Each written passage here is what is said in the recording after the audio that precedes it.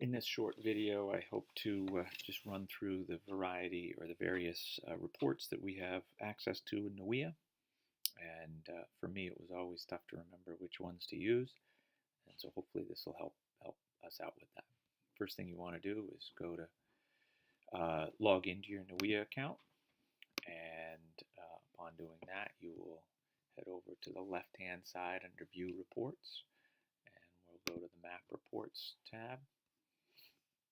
And now you can check out the list of possible reports that we have access to.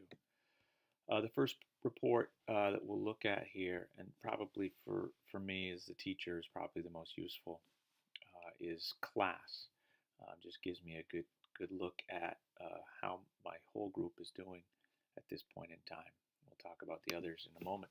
Clicking on class, select the term that you want to do, and you can go back in time, basically a year back in this type of report, and get results from that time period.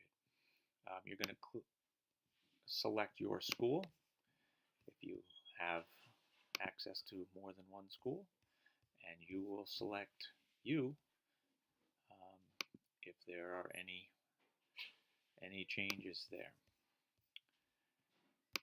After you select that, you'll select the class, so that'd be the grouping that you want to get results on, and select the tests that you want results on. And here is an important piece.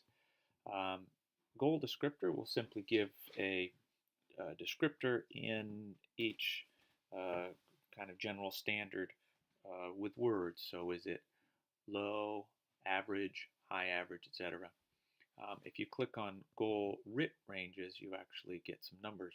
So that's entirely up to you as to what you want. I think most of my work we were dealing with numbers so that we could kind of calculate percentage increases or decreases or changes. So clicking on that, I'll hit create the report, and that report is then generated in their queue. So at this point, I'll just pull up. You can see the report gets put in here, and you can see that I can click on view or print. I have a number of reports that I've run in the past. So just looking at that report, the class report, quickly, it's going to look something like this. This is mathematics for this class. You can get some general summaries here, and then it breaks it down to the four different graduation standards in that subject area, and then it goes down to each student. So at this page, you're seeing each student, their results, and then their results throughout those goal, as they call them, goal performance or graduation standards, as we call them. A couple of notes here. You can see that some of these numbers, RIT scores, are in italics and some are in bold. And if you see numbers in bold, those are generally something to think about as a strength. And if you see RIT scores in italics, that's a concern for you as a teacher in the school. So that's kind of what that information is telling you. And you can look at your strengths and weaknesses within your class in this manner. Heading back to my reports, we can then look at the next one would be class breakdown.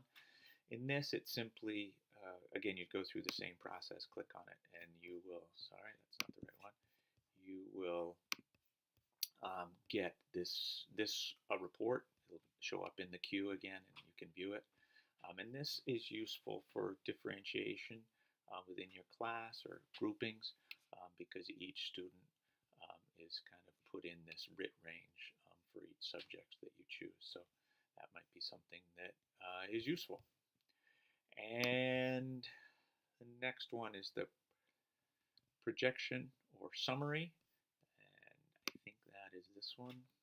And this is helpful if you want to kind of have students, or if you want to look at projected growth throughout this period. So over this year, what are we looking at in a growth for their RIT score. Um, Again, if you're looking to set individual goals for students, or for you as a teacher, maybe a class goal, that information may be helpful there. The next one is the student growth summary, which is right down here. And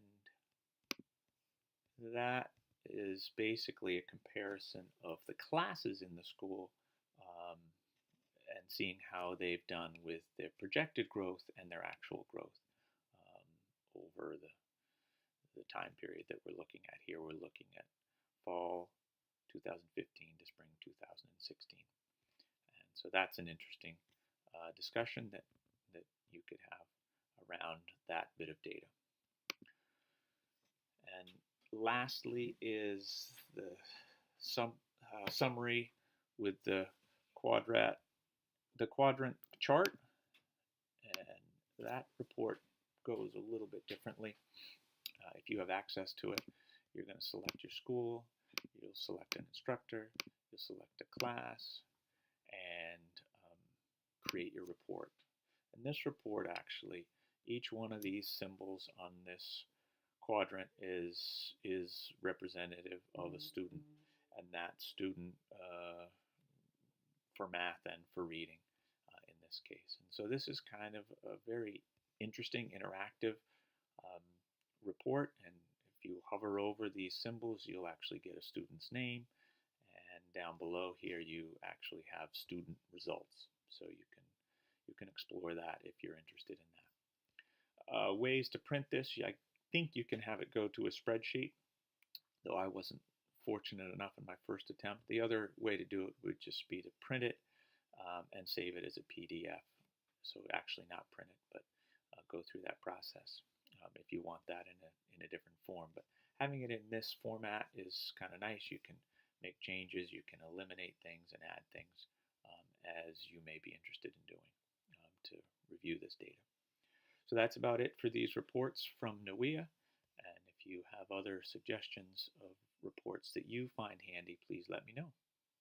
Thank you very much.